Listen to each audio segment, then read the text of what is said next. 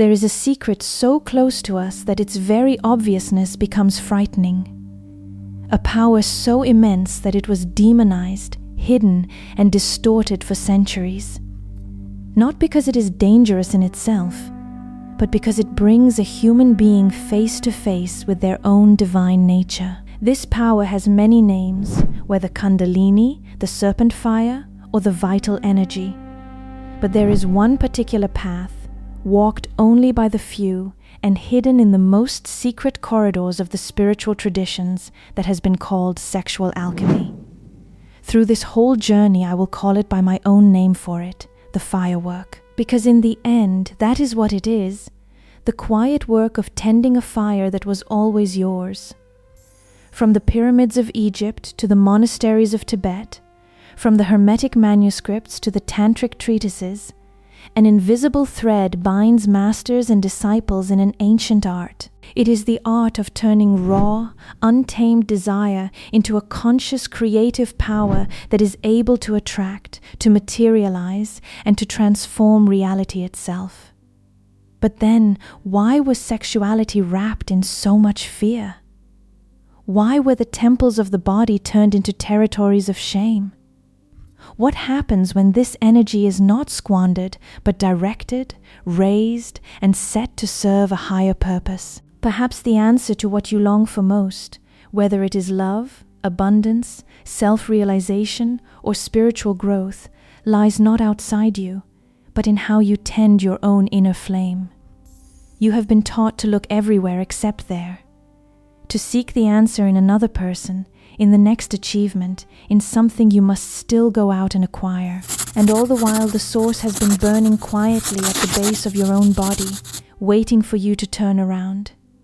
Today we step into forbidden territory, not because it is dangerous, but because it sets you free. I ask you to set aside, just for a while, everything you were told about desire, about shame, about what your body is for. Come to this the way the old initiates came to it, with reverence and with courage. Are you ready? Since the dawn of humanity, sexuality has been felt as a force both divine and fearsome. It is no accident that in almost every mythology there are stories where fire, the symbol of life, energy, of desire, of creation, is stolen from the gods or dared against them. Prometheus, in the Greek myth, dared to steal fire from the gods and hand it to humankind. That fire was never just a literal flame. It stood for the ability to create, to command, and to reshape reality. The price was eternal punishment. Chained to a rock, he endured the same torture each day as an eagle tore at his liver. But the myth speaks of something larger. It speaks of a boundary the gods set for man, a limit placed on his access to his own creative energy. Read it slowly, and it stops being a story about a distant titan. It becomes a story about you, about a fire that is rightfully yours, and a long history of being told that reaching for it will cost you everything. The ancients understood it clearly. Sexual energy is the inner fire, not merely the instinct to reproduce, but the very spark of life. This is why in the temples of Isis in Egypt, in the tantric practices of India, and in the Dionysian rites of Greece, the erotic was never separated from the sacred. To them, splitting the two would have made no sense at all. The body was seen as a living temple, and what happened within it was worship, not sin. The union of opposites in the sexual act mirrored a cosmic merging, the same marriage of forces that turns the seasons and holds the stars in their courses. This double nature of sexual energy was always understood by the initiated. It is a force that can enslave or liberate, that can bind you to fleeting pleasure or open the gates to divine ecstasy. In Hermeticism, this energy is shown in the caduceus of Hermes, two serpents coiling around a central staff. The staff is the spine, the axis along which the serpent fire lies sleeping, waiting to wake. But how was this energy hidden across history? How did sexuality, once sacred, become taboo, sin, and shame? The answer lies in the hidden power it carries. The ancient civilizations knew it well. Whoever masters their creative energy masters reality. A person who governs their own inner flame needs no intermediaries, depends on no outer authority to draw near the divine. They become, in themselves, the temple, the priest, and the god. Religious, political, and social institutions understood something. To keep control over the masses, they had to cut the human being off from their own source of power. A person who carries their own fire is very hard to rule. They cannot be frightened in the usual way, cannot be bought with the usual things, because they already hold within them what everyone else is being sent outward to chase. So the fire had to be made shameful. They turned pleasure into guilt, desire into sin, the body into an enemy. And the fire that was meant to rise up the spine like light began instead to sink and scatter like smoke.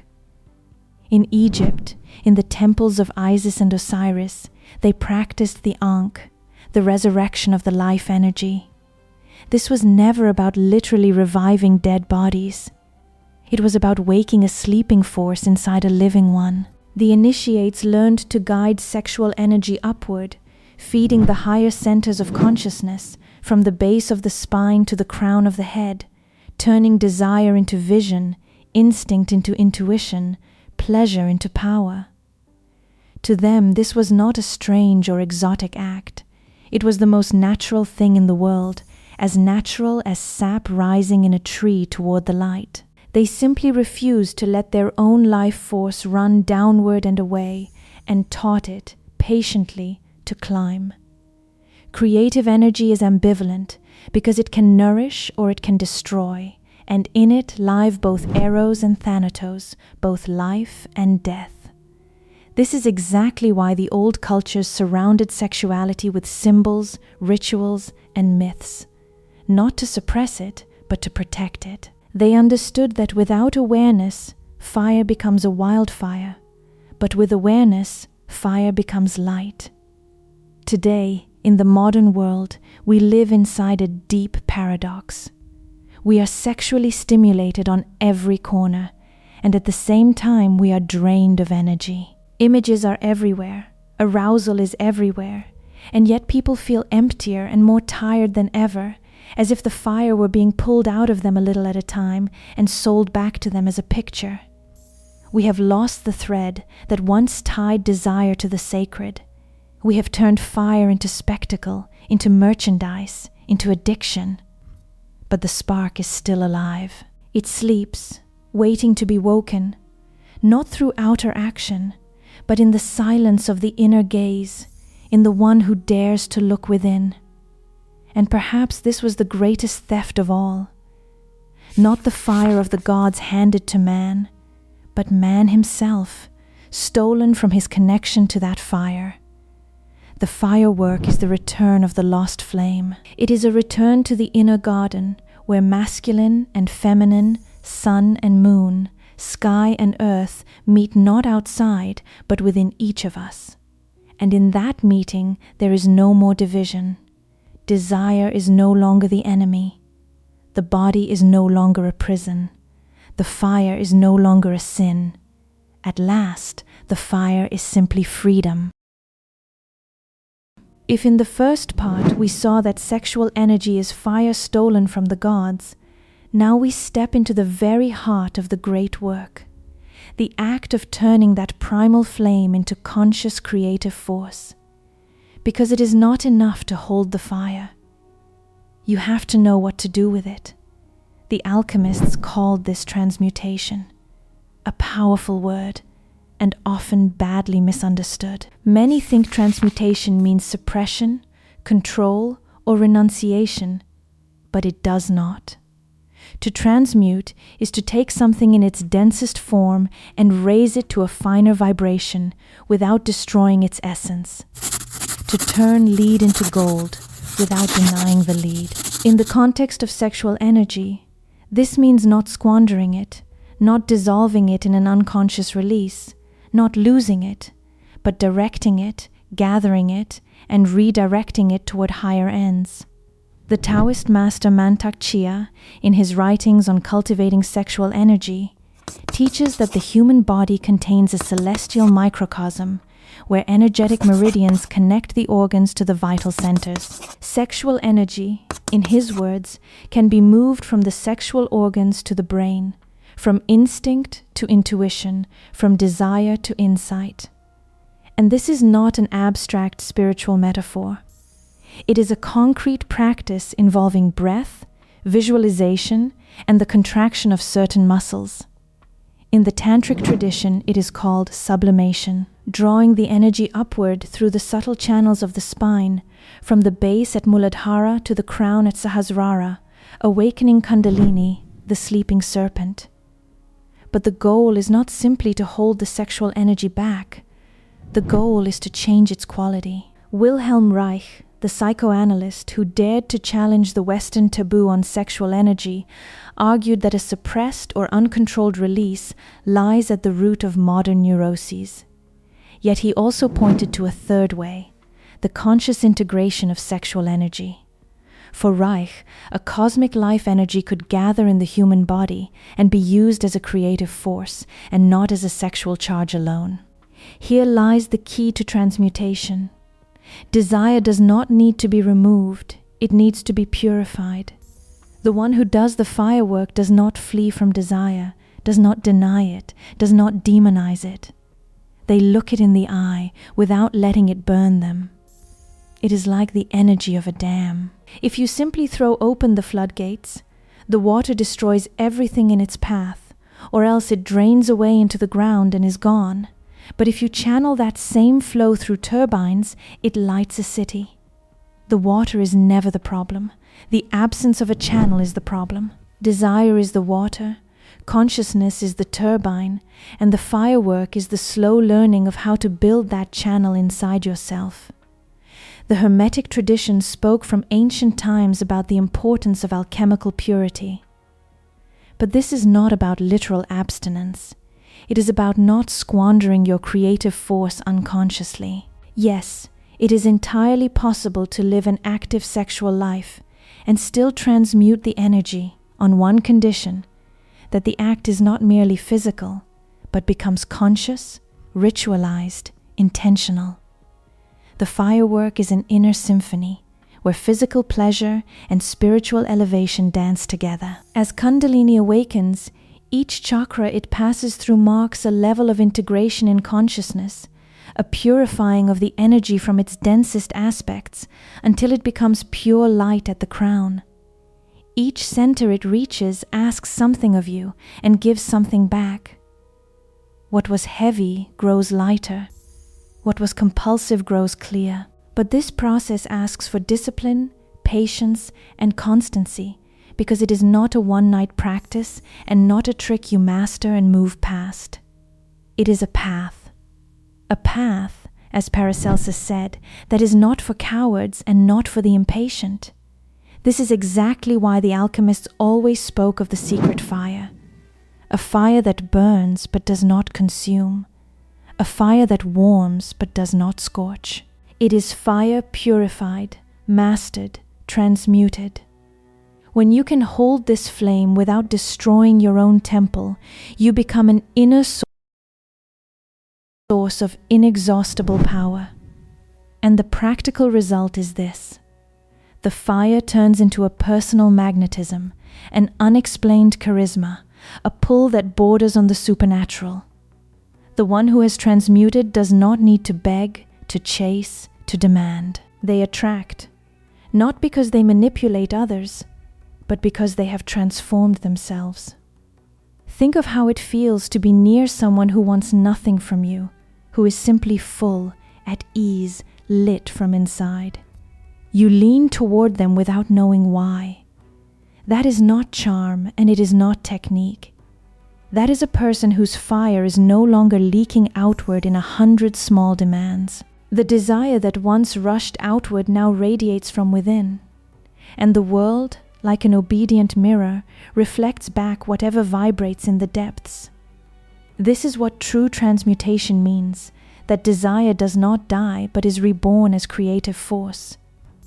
But, as the old masters warned, power without purity of intention is dangerous. This is why the heart must be cleansed before the flame is intensified, because the greater the fire, the brighter it illuminates, or the more fiercely it burns. The art of transmutation is not some magic trick for controlling outer reality. It is the oldest and most powerful magic of all, the power to transform yourself.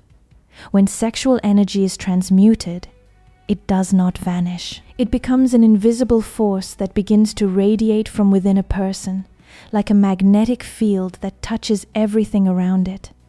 The body becomes a living magnet, and this magnetizing is more than a metaphor, because it works on the bioenergetic, the psychological, and the spiritual level at once. Manly P.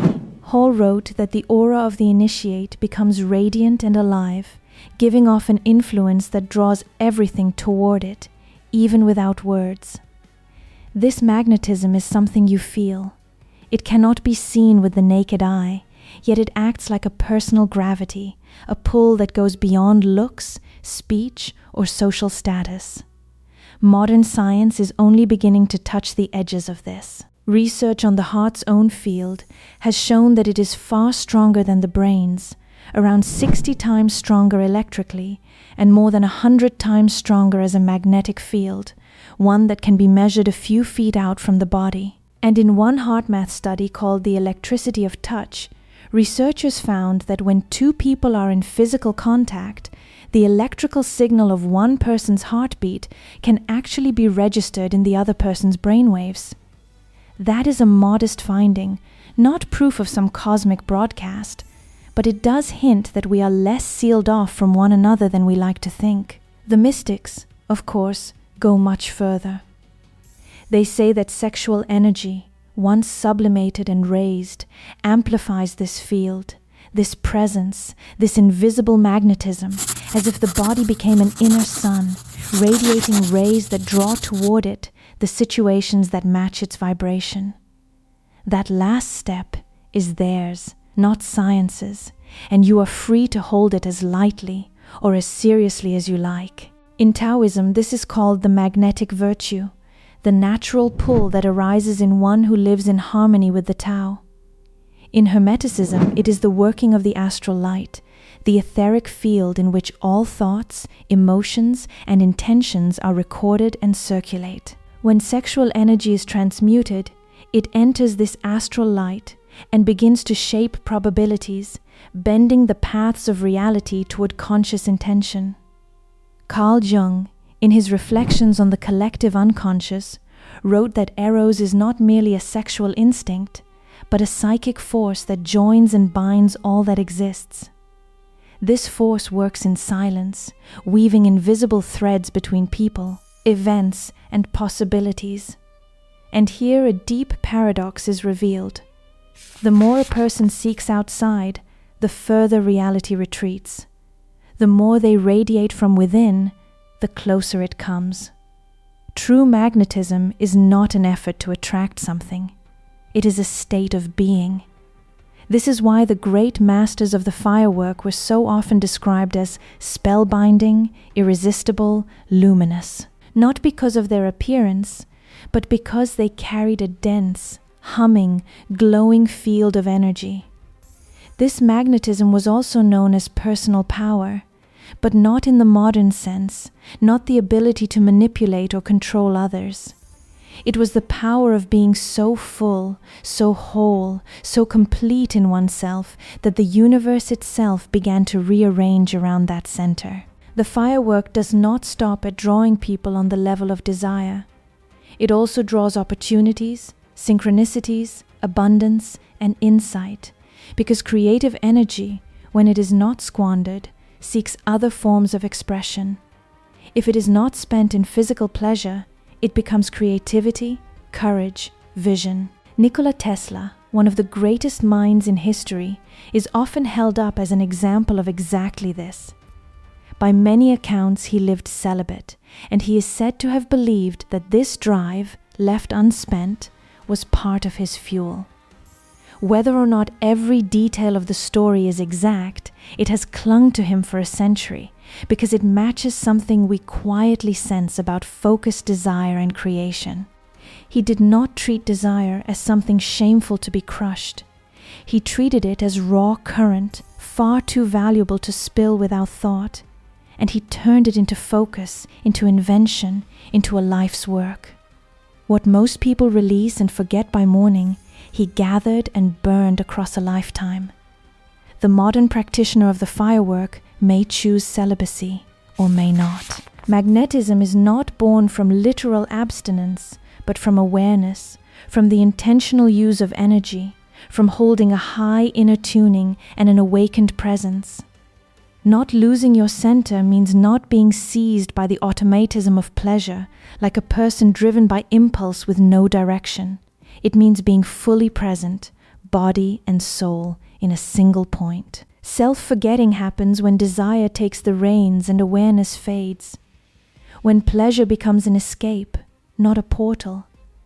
When a person is reduced to a mechanism of reaction and loses the thread of presence. That is where the real loss is. Not in the energy itself, but in the fact that it leaves without intention, without aim, without consciousness. An unconscious release drains you because it scatters the life force with no return. A conscious one nourishes you because it lifts that same force upward and reunites it with your essence. When the energy is transmuted, it begins to vibrate at finer frequencies. It is like a stone thrown into a lake. The rings spread outward, touch the shores, and return to the center. Everything you send out comes back. But in the firework, you send out more than a mental intention. You send an intention charged with life force. And that gives your desire weight, power, magnetism. This is why the tantric and hermetic traditions so often carry a warning.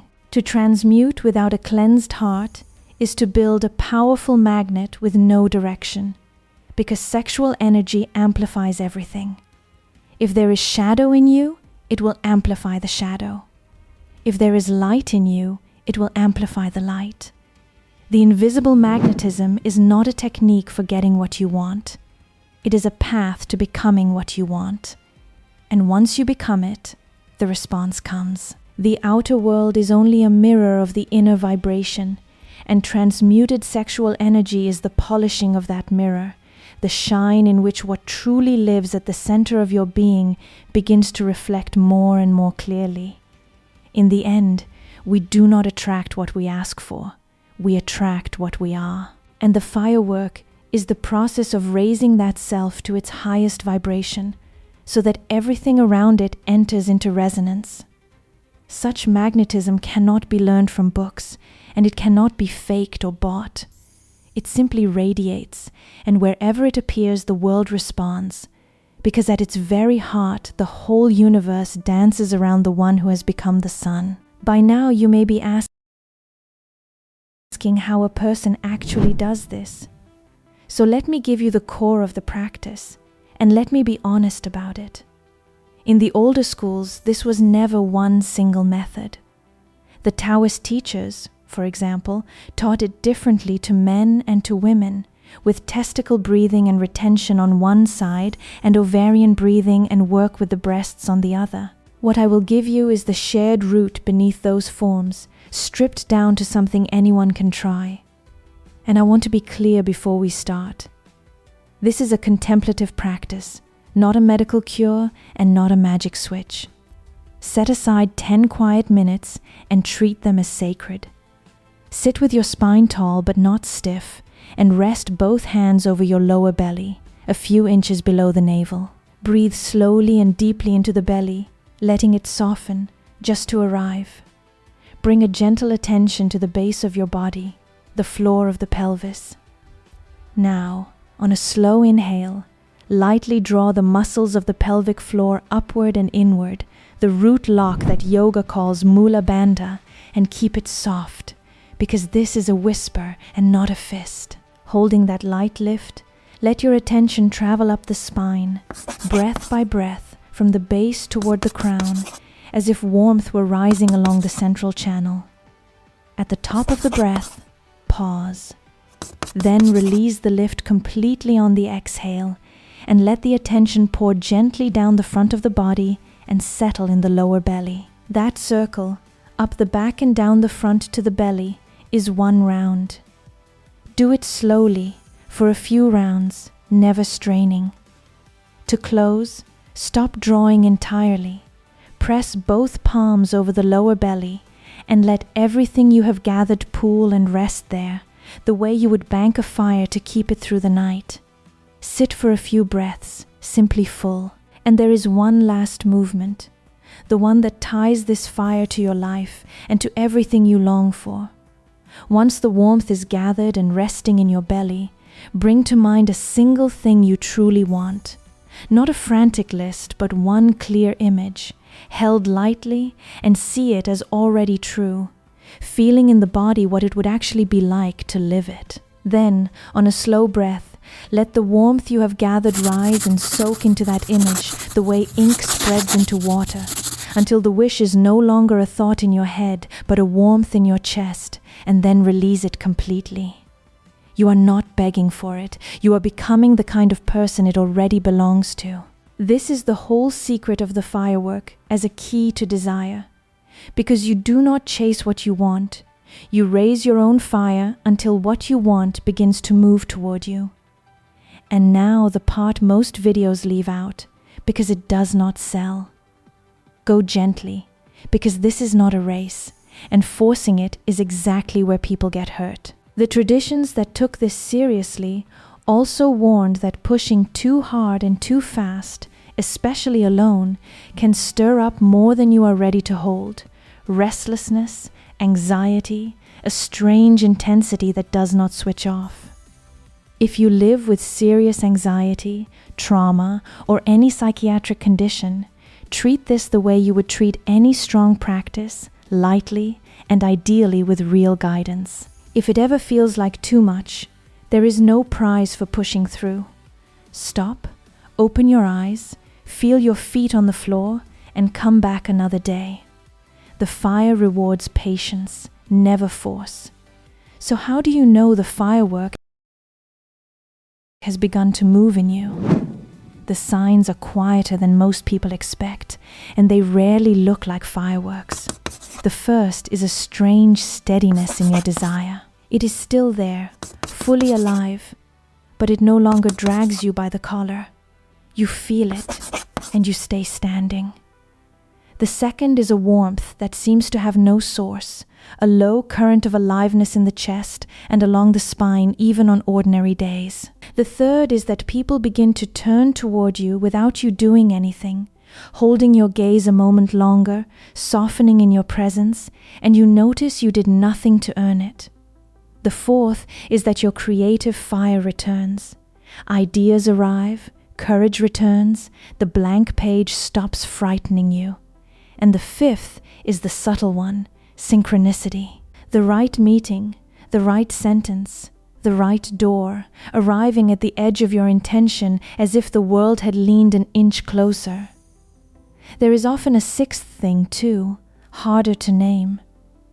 A kind of quiet dignity, a sense of no longer being at war with your own body, no longer ashamed of the very force that gives you life. If any of this has begun, the fire is already rising, so do not grab at it, and do not measure it or demand proof. Just let it climb. And if nothing seems to be happening, look first at the most common ways the firework is lost. The first is spilling the energy without intention, again and again, and then wondering why the vessel is always empty. Nothing can be raised if it is drained the moment it gathers. The second, and it is the opposite trap, is confusing transmutation with suppression, clenching against desire, hating the body, forcing a grim abstinence. That does not raise the fire. It buries it, and buried fire turns to bitterness. The third is impatience, treating this as a trick for a weekend instead of a path for a life. The fire rises by constancy, not by force. The fourth is the most dangerous, a heart that is not yet clean. Remember, this energy amplifies whatever it finds. Aim it at ego, at revenge, at the hunger to possess another person, and it will magnify exactly that. Cleanse the intention first, then feed the flame. And the last mistake is chasing the technique and forgetting the state. People collect methods the way they collect anything else, hungry for the next one, sure that the real secret is always somewhere they have not looked yet. But the breath and the muscles and the images are only doors. What matters is the presence you bring through them. Miss that, and you are only performing a ritual to an empty room, going through the motions of a fire you never actually lit. And I know the voice that may be rising in you right now. It says this is too much, or too strange, or too late, that a power like this belongs to monks and masters, and not to someone with your ordinary life and your ordinary wounds. That voice is not yours. It is the same old severing, the one that taught you the fire was a sin. Every person who ever came alive in this way began exactly where you are, tired, doubting, half asleep to their own heat.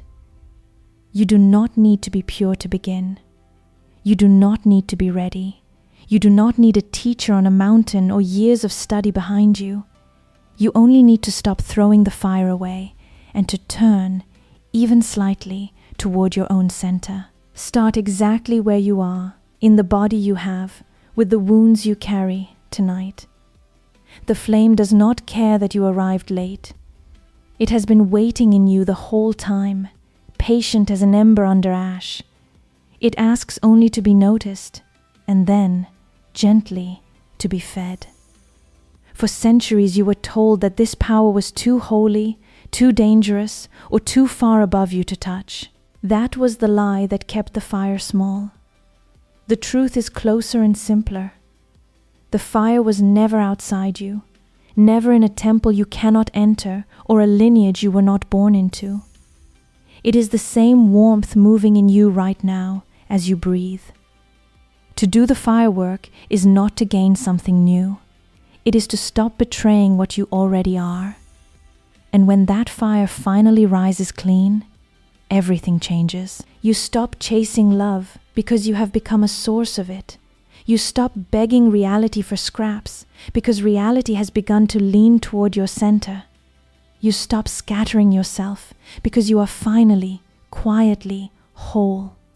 So here is what I ask of you, and it is not really a favor to me. If something in you woke while you listened, do not let it fall back asleep the moment this ends. Subscribe so the fire has somewhere to return to and keep rising, one video at a time.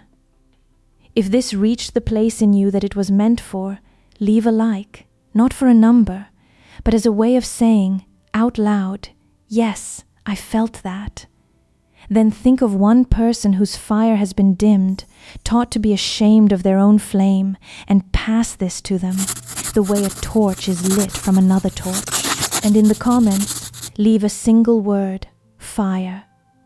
Let it be the first spark you send out on purpose, and a sign to another soul that they are not burning alone. Because there is nothing more powerful in this world than a human being who has remembered their own fire and refused, at last, to put it out.